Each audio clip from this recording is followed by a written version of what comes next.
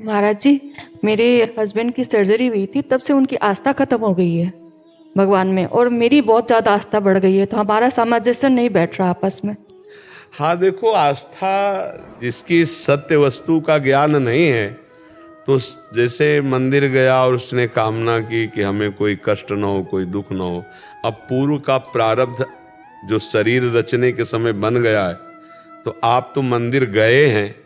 हम कह रहे हैं जिनका मंदिर उनके पिताजी दशरथ जी, जब उनसे अपराध बन गया श्रवण कुमार का, तो उनको भी वैसे ही तड़प कर तो भगवान ने उसको भी नहीं मिटाया।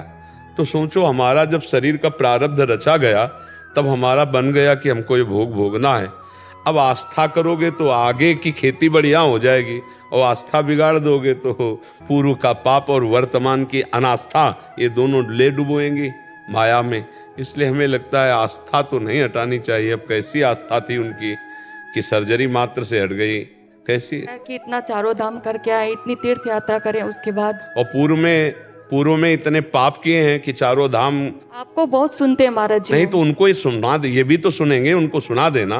पूर्व में जो पाप किए हैं अनेक जन्मों में, उनका क्या।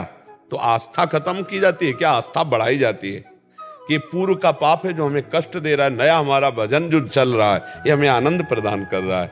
देखो ना, ऐसी स्थिति में भी चर्चा हो रही, आनंद हो रहा। अब हम अनास्था कर दें कि पूरा जिंदगी हो गई भजन करते, तुम तो चारों धाम गए होगे, केवल नाना प्रकार की कष्ट वेदनाएं रोज क्या वर्णन करें।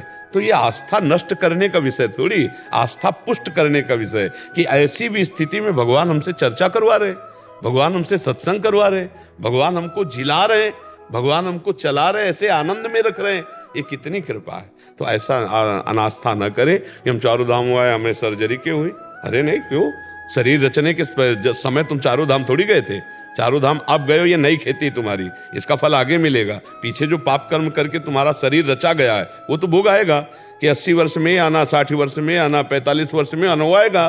तुम सिद्धों में आया, रामकृष्ण परमहंस के गले में कैंसर था, तुम कितने बड़े हो, कितने भजनानंदी हो, बड़े बड़े सिद्धों में नहीं आया। तो अनास्था तो करनी नहीं।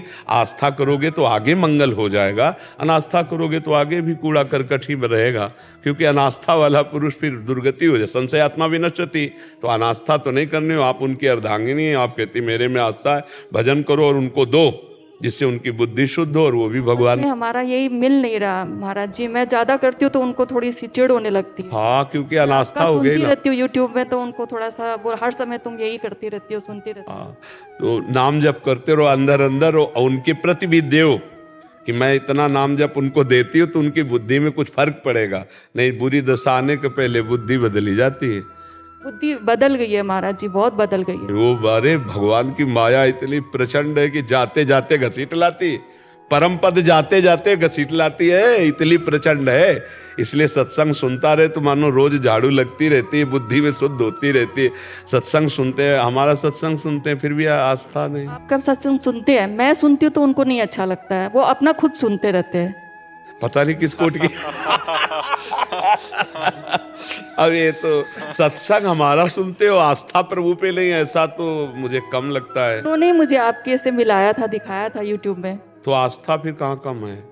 अगर किसी भी संत को मानते हैं तो आस्था उनकी डगी नहीं है। जैसे मंदिर में जाते थे, पूजा करते, कोई बात, मंदिर जाना ना जाना इससे कोई मतलब नहीं होता। आस्था शब्द बड़ा खतरनाक है। अगर आस्था अनास्था में बदल गई तब तो सर्वनाश। अगर वो सत्संग सुनते हैं, इसका मतलब आस्था है। वो आपको वृंदावन आने दिया, इसका मतलब आस्था है। आपको उन्होंने संत संग करने की आज्ञा की, इसका मतलब आस्था है। तो फिर ऐसा नहीं कहा जा सकता। हाँ, रुचि बदल सकती है, आस्था में रुचि बदल सकती है। अब बैठकर नाम जप करना या सत्संग सुनना या भगवान का चिंतन करना, ऐसा तो वो अनास्था नहीं कही जा सकती। खास बात है हमसे कोई गलत कार्य ना हो और भगवान का चिंतन बने। नाम जप चल रहा है, सत्संग सुन रहे हैं, अच्छा मंदिर जाए खूब पापाचरण करे तो भगवान प्रसन्न थोड़ी हो जाएंगे।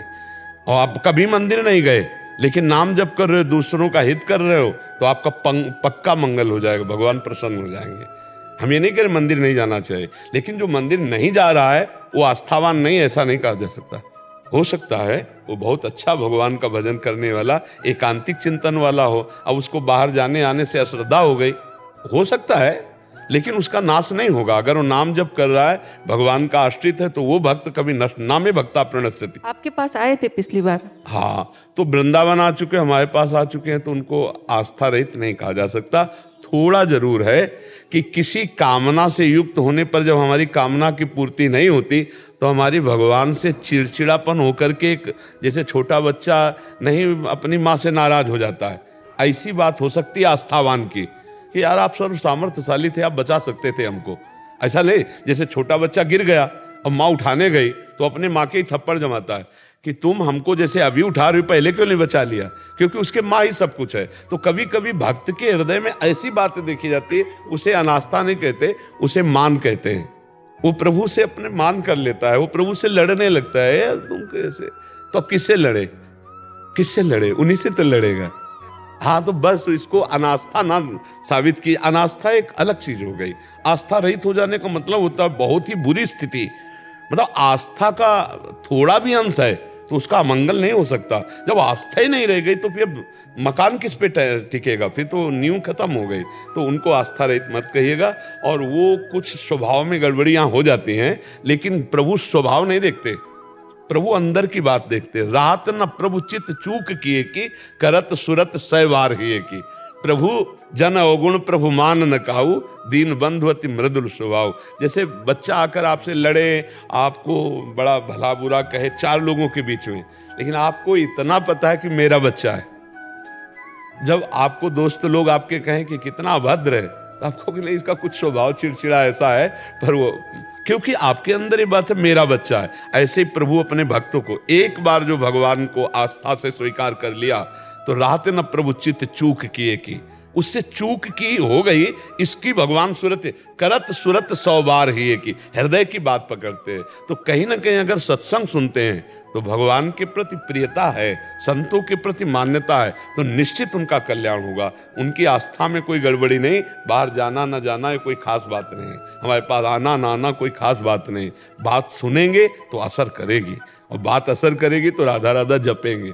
थोड़ा स्वभाव में आ सकता है, ऐसा आ सकता है। कीर्तन होता है रोज घर में राधा नाम का, बहुत सुंदर है। आप उनको प्यार कीजिएगा, आप उनके इस चिड़चिड़ेपन स्वभाव में उनका साथ दीजिएगा, आप अलगाव मत कीजिएगा, आप उनको और प्यार दीजिएगा, जिससे उनके स्वभाव में परिवर्तन आ जाए।